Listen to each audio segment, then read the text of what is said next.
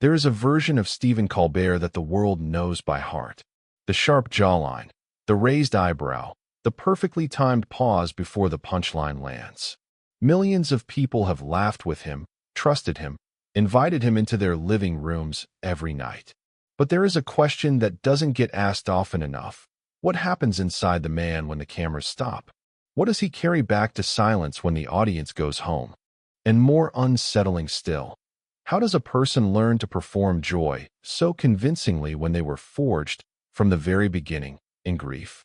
There is a photograph that exists somewhere in the Colbert family archive. A boy, youngest of 11 children, standing in a South Carolina yard. The air thick with coastal humidity. The kind of summer that clings to your skin and your memory in equal measure. He is smiling. He is always smiling. Even then. Even before he understood that the smile would become both his greatest gift and his most practiced disguise.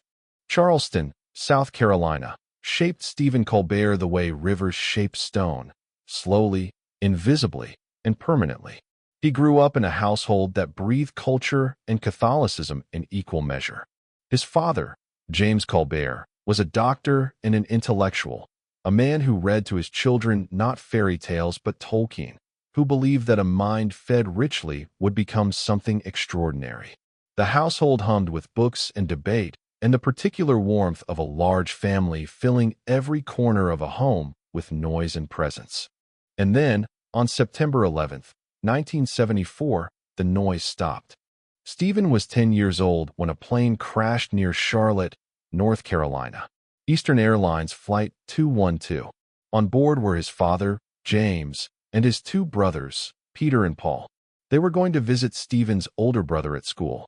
They never arrived. Stephen was the youngest.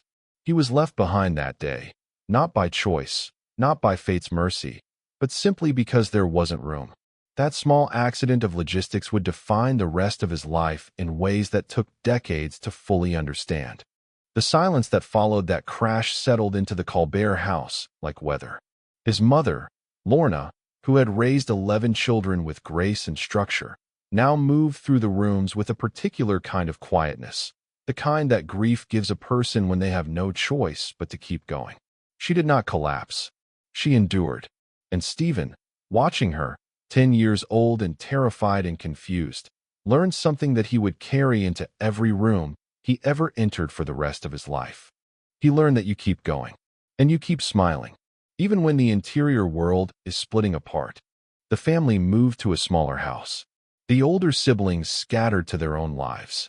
And Stephen, once the youngest in a roaring, laughing crowd of brothers and sisters, found himself suddenly in a kind of quiet he had never experienced before.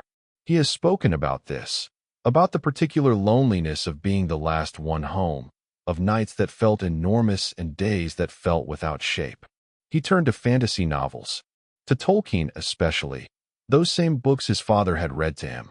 He read and reread them like a person pressing a bruise, returning again and again to the feeling of his father's voice, searching for something irretrievable. Tolkien. The word itself became a talisman, a private frequency between himself and the man he had lost.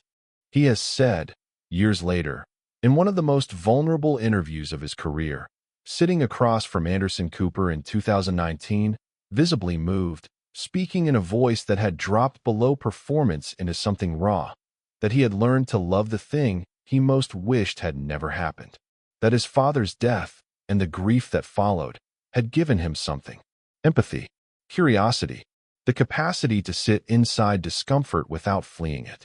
He didn't offer this as triumph. He offered it as truth, and there is a difference. At Northwestern University, Colbert began to find the shape of what he would become. He studied theater. He improvised. He discovered that comedy, real comedy, was not the opposite of pain, but its deepest expression. He moved to Chicago, joined the Second City Comedy Troupe, and began building the architecture of a public self that could hold an audience's attention while the private self stayed carefully, quietly hidden. He was not an overnight success. He struggled. He took small roles, wrote for others, watched contemporaries move faster. There were years of professional uncertainty that could have broken a less internally anchored person. But Colbert had already been broken in the deepest possible way and had survived it. Everything after the fall of 1974 was, in some sense, borrowed time. And borrowed time, it turns out, can make a person extraordinarily productive. When Jon Stewart hired him for The Daily Show in 1997, something shifted. The camera found him. Or perhaps he finally allowed the camera to find him. There is a distinction, subtle but real, between a performer being discovered and a performer deciding the moment has arrived. His work on The Daily Show was not simply sharp, it was inhabited. He played a character who was oblivious, self-satisfied, bombastic, and yet somehow, beneath the performance, you could feel the intelligence and the grief of the actual man giving shape to the fiction. The Colbert Report launched in 2005. It became something that television had rarely seen before, a sustained, years-long act of satirical performance that required him to be, every single night, both himself and not himself. The character was named Stephen Colbert. The man was named Stephen Colbert. And navigating that doubling, the public mask with his own face on it, was something he has described as genuinely disorienting. Not always in a painful way, but always in a complicated one. He married Evelyn McGee Colbert in 1993. She has been, by every account, the still point of his turning world. He speaks about her with a reverence that is not performed. It is the specific reverence of a man who knows what loss feels like and therefore understands, in the marrow, what it means to still have someone beside you. They have 3 children. He coaches. He attends school events. He teaches Sunday school at his Catholic parish. These are not incidental details. They are the architecture of survival. Because fame, at the level Colbert has inhabited it, does not come gently. The Late Show with Stephen Colbert began in 2015. He took over from David Letterman, one of the most consequential chairs in American television history. The early months were difficult. Critics were uncertain. Ratings were uneven. He had stepped out from behind the fictional Colbert character and was asked to simply be. To be funny, to be warm, to be real, to fill an hour every night with himself rather than a construction. It was, in many ways, the most vulnerable professional moment of his adult life. And yet, he found it, or it found him, because underneath the satire and the performance and the decades of professional armor, there had always been a man who genuinely cared about politics, about language, about the precise moment when comedy and grief intersect and produce something closer to truth than either could alone. There is a version of Stephen Colbert who never existed, and that version never lost his father and his brothers on a Tuesday morning in September. That version perhaps became a doctor, like his father. Perhaps lived quietly. Perhaps never stood in front of a camera at all. We will never know him. Instead, we have this Stephen, the one who was left behind, who learned to transform absence into presence, silence into language, grief into laughter that lands in the chest and stays there. He still reads Tolkien. And now it is time to speak to you directly, because this story was never really about Stephen Colbert alone. You have watched this man perform for years and felt something you perhaps could not name. Something beyond entertainment. There is a reason his emotional interviews pierce deeper than they should. There is a reason that when he cries on camera, as he has, more than once, without embarrassment, you feel it physically. Because he is not performing grief. He is reporting it. And there is a crucial, irreducible difference. Think about the people in your own life who smile the most reliably. Think about the ones who are always ready with the joke, always the first to lighten the room, always somehow steady while everyone else is turbulent. Think about what you have assumed about them. Think about what you have not asked. The double life that Stephen Colbert lived for 30 years was not one of scandal or deception. It was something quieter and more universal.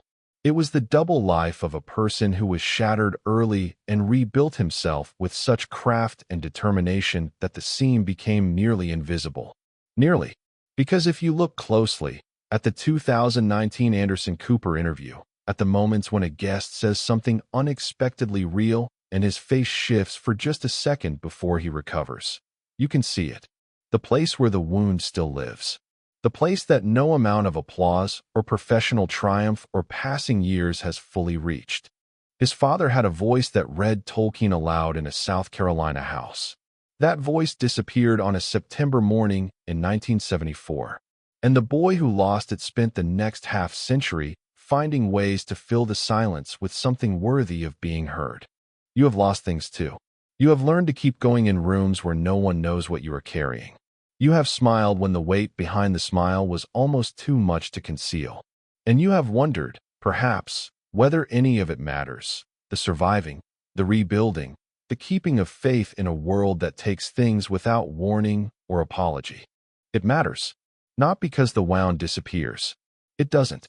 But because what grows in the space around a wound, if tended with honesty and love and a willingness to stay present, can become something that speaks across rooms, across screens, across the enormous distance between one private interior life and another.